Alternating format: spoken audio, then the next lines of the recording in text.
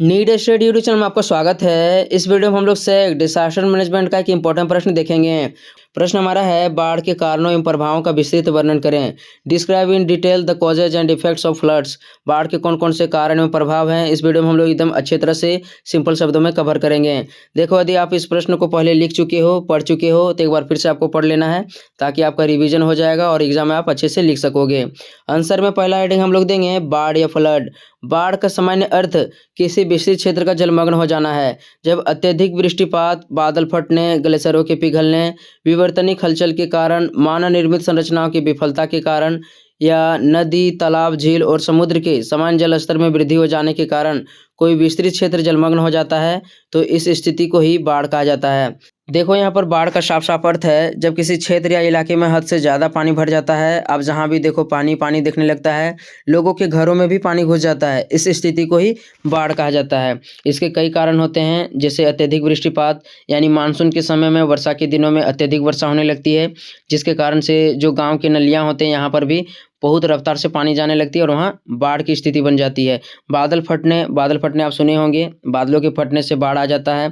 ग्लेशियरों के पिघलने से, जो हिमालय होते हैं, हिम बर्फ होता है, इनके पिघलने से नदियों के जो रफ्तार होता है काफ़ी तेज़ हो जाता है और आसपास के क्षेत्रों में पानी भर जाता है। विवर्तनिक हलचल कहने का मतलब है जब कोई भूकंप आता है तो नदियाँ अपनी मार्ग बदल लेती है और आसपास के क्षेत्रों में पानी आ जाता है। इसके अलावा मानव निर्मित संरचना हो गया, जिसके विफलता के कारण, जैसे कोई डैम बना रहा है, कोई बड़ा बांध बन रहा है, तो जब कभी अचानक से वो डैम फूट गया बनते बनते, तो जो आसपास का क्षेत्र होता है वो बाढ़ प्रभावित हो जाता है। नेक्स्ट पॉइंट अब हम लोग देखते हैं।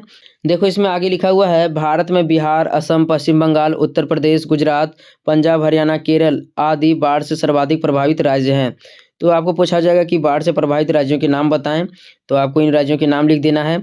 भारत में सबसे अधिक बाढ़ बिहार में आता है, तो 1 नंबर में भी प्रश्न आ सकता है।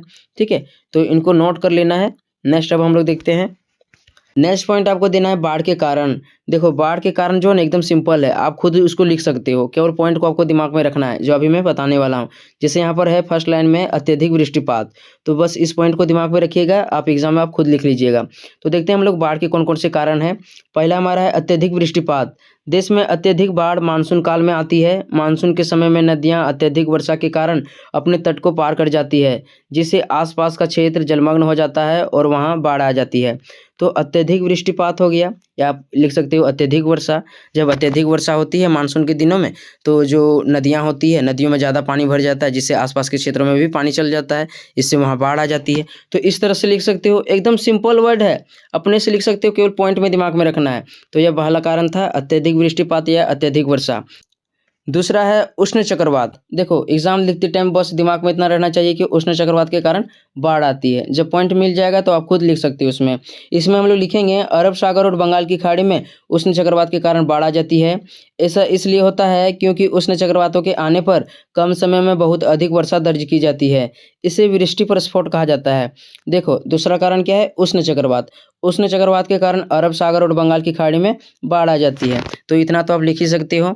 ऐसा क्यों होता है, क्योंकि जब उष्ण चक्रवात आता है तो कम समय में अधिक वर्षा होने लगती है, यानी कम समय के लिए रहेगा लेकिन ज़्यादा पानी पड़ जाएगा, जिससे जो स्थलीय क्षेत्र हो गया वहाँ पर पानी जमा होने लगता है और आसपास के क्षेत्रों में बाढ़ आ जाती है। और साथ ही साथ क्या है, जब कम समय में उष्ण चक्रवातों के कारण क्या होता है, अधिक वर्षा होती है, तो इसे वृष्टि प्रस्फोट कहा जाता है।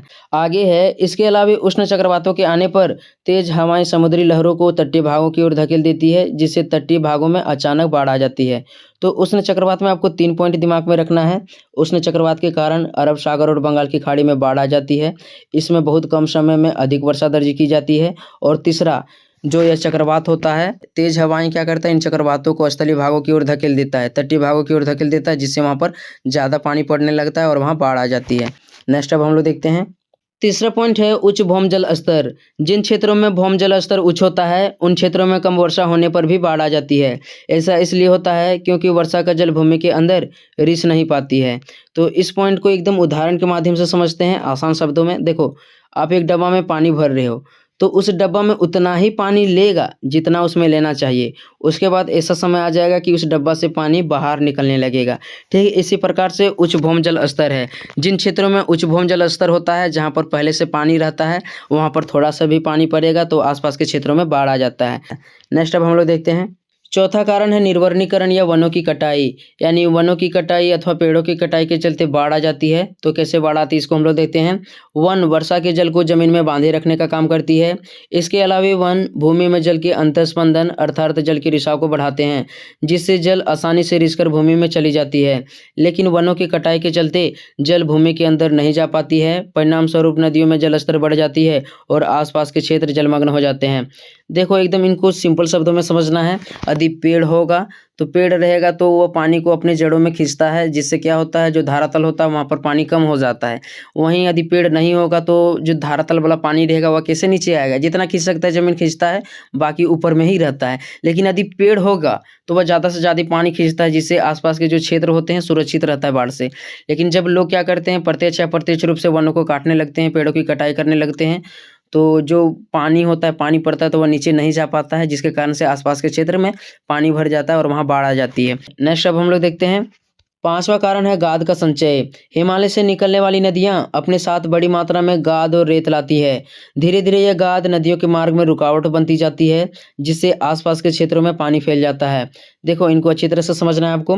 गाद कहने का मतलब है एक प्रकार का कूड़ा करकट होता है, रेत होता है, बालू होता है, पत्थर होता है, यही सब होता है गाद का मतलब। तो जो हिमालय से नदियाँ निकलता है, जैसे गंगा हो गया, बहुत सारी नदियाँ निकलती है, तो जब वहाँ से आती है ना तो धीरे धीरे वो अपने साथ बालू ले आती है, कंकड़ पत्थर ले आती है और एक जगह जमा हो जाती है।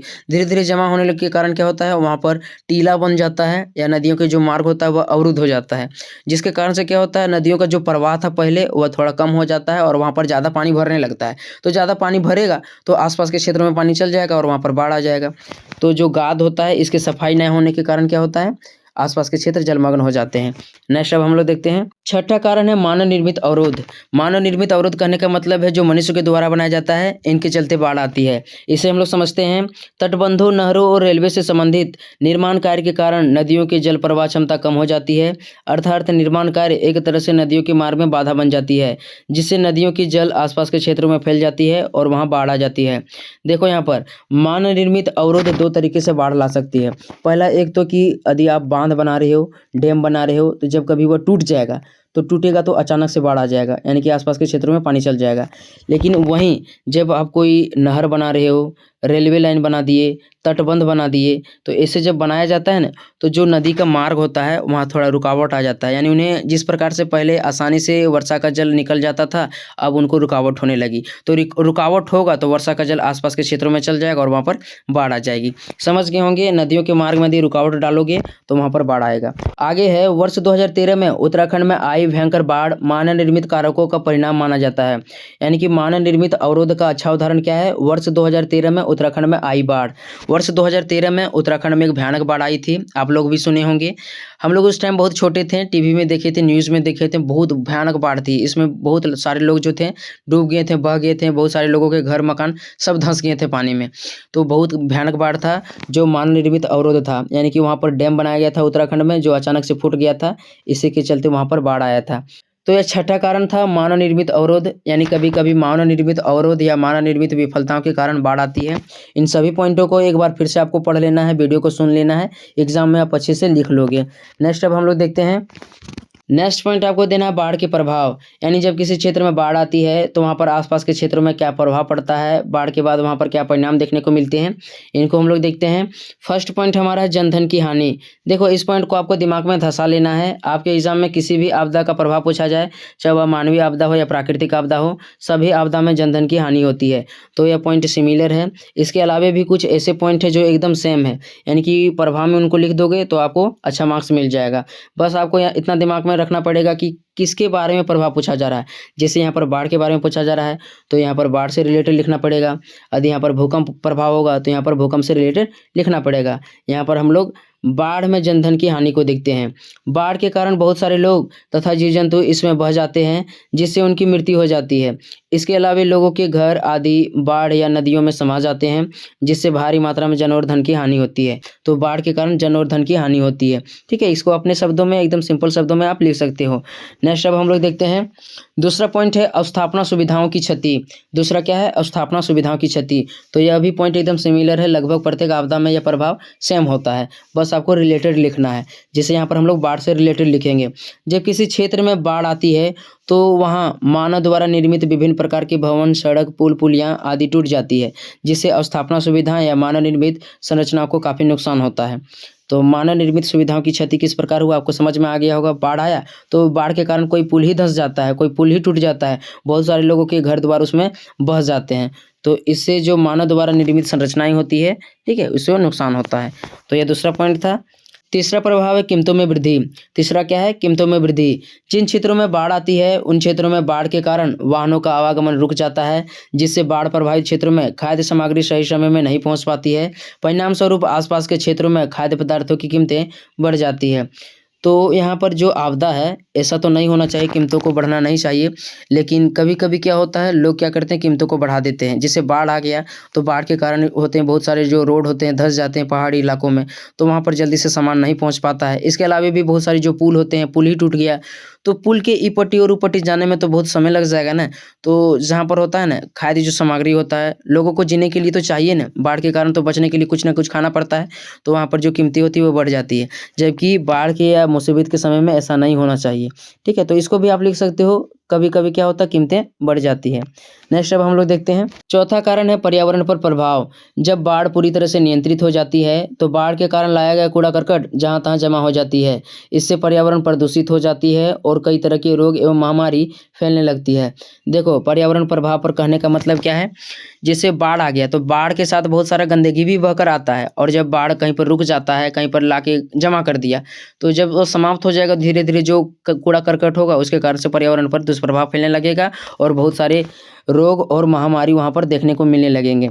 तो इससे जो होता है बाढ़, इसके चलते पर्यावरण पर प्रभाव पड़ता है। नेक्स्ट अब हम लोग देखते हैं, पांचवां पॉइंट है कृषि भूमि और फसलों को नुकसान। तो यह भी जो आपदा आता है, लगभग सभी आपदा में यह भी पॉइंट सेम होता है, यानी कि लगभग सभी आपदा में कृषि भूमि और फसलों को नुकसान होता है। इनको हम लोग देखते हैं। जब किसी क्षेत्र में बाढ़ आती है तो वहाँ उपस्थित कृषि भूमि जलमग्न हो जाती है, इससे वहाँ लगी फसल बर्बाद हो जाते हैं। साथ ही साथ कभी कभी कृषि भूमि ही बाढ़ में समा जाती है, जिससे कृषि भूमि या फसलों को काफ़ी नुकसान होता है। देखो क्या होता है, बाढ़ के कारण किसी क्षेत्र में पानी आ गया, फसल वहाँ पर लगा हुआ था, पूरा फसल ही पानी में डूब गया, तो वह फसल भी बर्बाद हो गया और कृषि भूमि भी पानी के अंदर चला गया। इसके अलावा क्या होता है, जो गंगा के किनारे जो होते हैं घर द्वार, ठीक है, कृषि भूमि होता है, वहाँ उपजाऊ भूमि होता है, वहाँ पर खेती करते हैं लोग, लेकिन धीरे धीरे वो क्या होता है, वहाँ पर कटान होने लगता है, नदी क्या करने लगता है, अपरदन करने लगता है, जिससे वह कृषि वाला भूमि होता है नदी में समा जाता है। तो जब कभी भी कोई आपदा आता है वहाँ पर कृषि भूमि या फसलों को नुकसान होता है। नेक्स्ट अब हम लोग देखते हैं, अगला पॉइंट है पलायन की स्थिति। बाढ़ अथवा किसी भी प्राकृतिक आपदा के कारण लोगों के घर आदि डूब जाते हैं, जिससे उन्हें भारी संख्या में पलायन का सामना करना पड़ता है। साथ ही साथ पलायन के कारण गरीबी, बेरोजगारी, भूखमरी जैसे कई समस्याएं उत्पन्न होती है। तो यह भी पॉइंट लगभग सभी आपदा में सिमिलर है। पलायन की स्थिति लगभग सभी आपदा में उत्पन्न हो सकता है, चाहे वह भूस्खलन हो, भूकंप हो, ज्वालामुखी विस्फोट हो, सुनामी हो, कोई भी आपदा आ जाए, यदि लोगों के वहाँ पर घर द्वार धंस जाते हैं, लोगों के जीवन को वहाँ पर खतरा होता है, तो उन स्थानों को छोड़ करके उन्हें दूसरे स्थानों पर जाना पड़ता है, जिसके कारण क्या होते हैं, लोगों को गरीबी, बेरोजगारी, भूखमरी, इन सभी समस्याओं का सामना करना पड़ता है। तो चाहे कोई भी आपदा हो जाए, पलायन की स्थिति उत्पन्न हो सकती है। नेक्स्ट अब हम लोग देखते हैं, अंत में आपको निष्कर्ष लिखना है। प्रत्येक वीडियो में बताता हूँ कि अंत में आपको निष्कर्ष लिखना है, इससे भी 2-4 मार्क्स कभी कभी बढ़ जाते हैं। अंत में हम लोग लिखेंगे, इस प्रकार से ऊपरी तत्वों के आधार पर कहा जा सकता है कि किसी क्षेत्र का जलमग्न हो जाना ही बाढ़ कहलाती है, जिसके कई कारण और परिणाम होते हैं। तो जब किसी क्षेत्र में पानी भर जाता है, काफ़ी लंबे समय तक वहाँ पर पानी बना रहता है, तो इसे ही बाढ़ कहा जाता है, जिसके कई कारण होते हैं, जिसको अभी हम लोगों ने देखा है। इसके परिणाम भी कई बहुत सारे निकल कर आते हैं। तो इसी तरह से आपको लिख देना है। आशा करते हैं वीडियो अच्छा लगा होगा। एक प्यारा सा कमेंट आपको कर देना है। चैनल में नहीं तो चैनल को सब्सक्राइब कर दीजिएगा। मिलते हैं नेक्स्ट वीडियो में, तब तक के लिए धन्यवाद।